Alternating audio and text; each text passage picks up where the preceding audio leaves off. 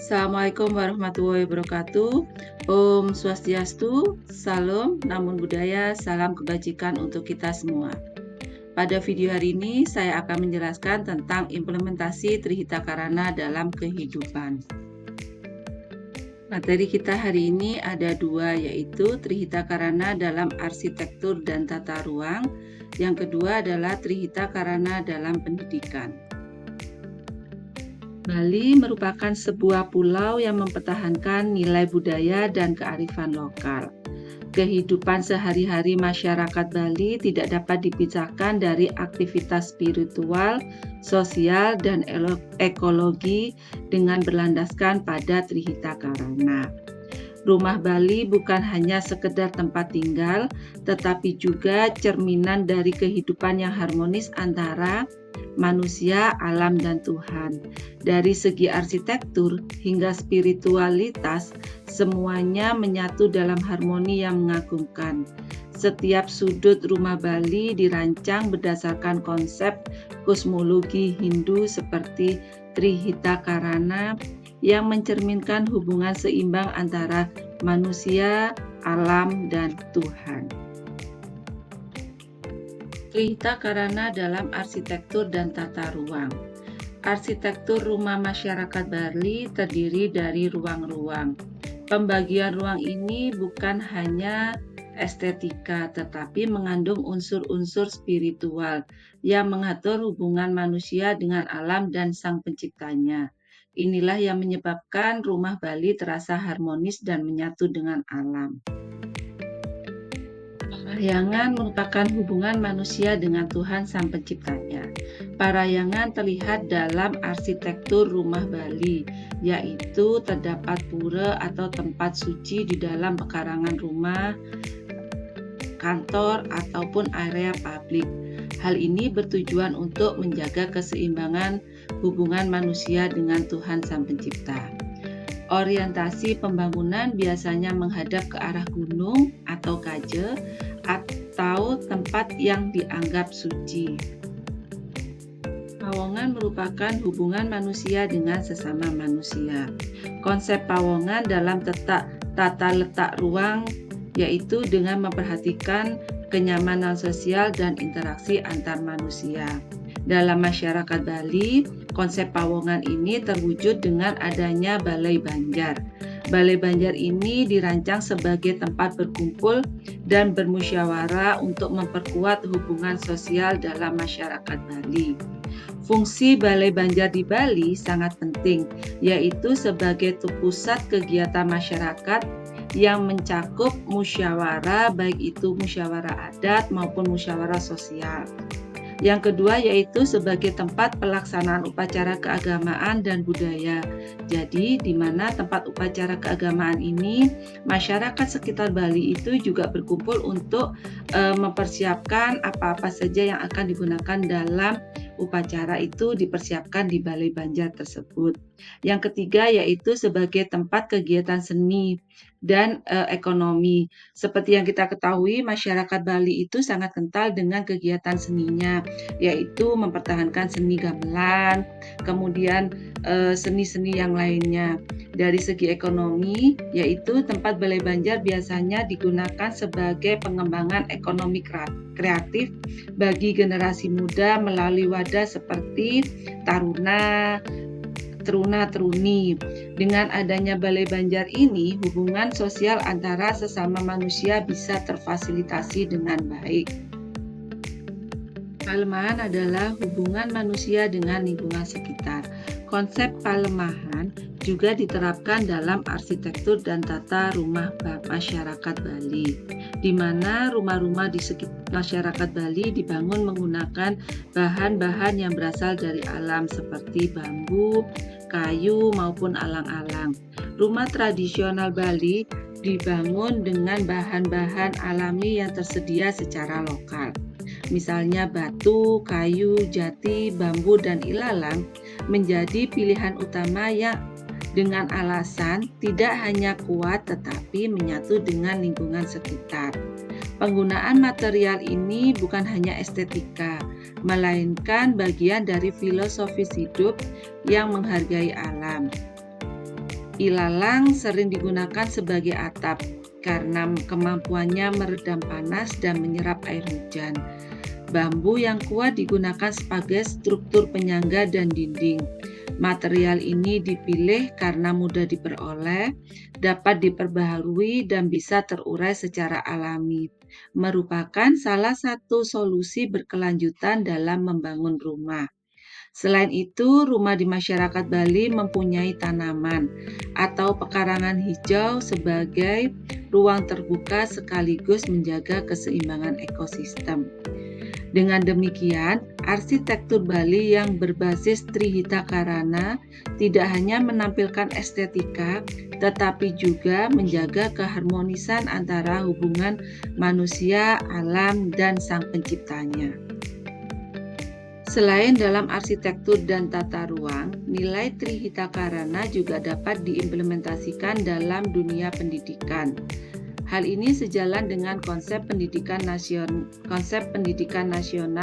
yang berorientasi pada pengembangan manusia seutuhnya, baik secara spiritual, sosial, maupun ekologis. Implementasi Trihita Karana dalam dunia pendidikan, khususnya dalam proses pembelajaran dan pembentukan karakter siswa, memberikan kontribusi penting dalam menumbuhkan kesadaran lingkungan secara holistik. Dalam konteks pendidikan, penerapan Trihita Karana dapat diwujudkan melalui 3 dimensi utama, yaitu parayangan, pawongan, dan palemahan. Pendidikan berperan dalam menanamkan nilai spiritual, etika, dan moralitas kepada murid. Penerapan parahyangan dalam bidang pendidikan, khususnya di sekolah, tergambarkan dengan mengadakan doa bersama sebelum dan sesudah proses pembelajaran. Kegiatan ini membantu siswa untuk memulai pembelajaran dengan hati yang tenang, penuh syukur, dan siap menerima ilmu. Menurut Rai Suwendi dan Mahendra 2021, parahyangan pada tingkat sekolah diwujudkan melalui pelaksanaan upacara keagamaan di bangunan suci yang telah dibangun. Upacara biasanya dilakukan pada hari-hari besar umat Hindu seperti Hari Raya Saraswati, Purnama, dan Tilem, sesuai dengan kesepakatan warga sekolah. Tujuan utama pelaksanaan upacara ini adalah menjaga kesucian Padmasana serta sebagai ungkapan rasa syukur kepada Sang Pencipta atas keberhasilan sekolah dalam melaksanakan kegiatan pendidikan.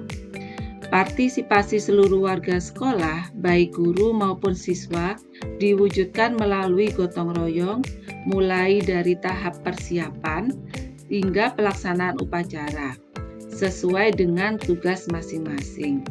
Selain itu, sebagai bagian dari upacara piodalan di sekolah, di setiap pagi dilakukan persembahyangan di semua pelinggih dan pelangkiran yang ada di setiap ruang kelas maupun kantor. Melalui kegiatan ini, siswa belajar tentang nilai religius, disiplin waktu, dan makna persembahyangan. Dalam konteks agama Islam, implementasi nilai parahyangan di sekolah juga disediakan tempat untuk ibadah siswa-siswa muslim.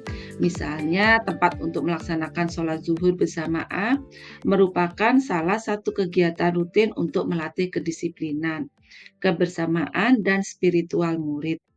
Selain itu, peringatan hari-hari besar agama Islam seperti Maulid Nabi, Pondok Ramadan juga dilaksanakan di lingkungan sekolah. Kegiatan ini tidak terbatas sebagai kegiatan seremonial saja, tetapi juga sebagai sarana memperdalam makna sejarah keteladanan Nabi serta menumbuhkan rasa syukur.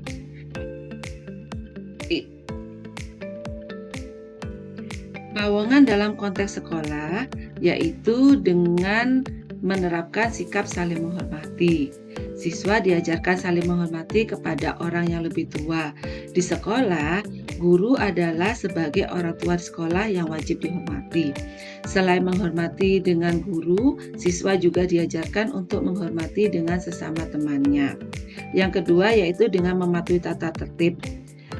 Tata tertib di sekolah wajib dipatuhi oleh seluruh warga sekolah.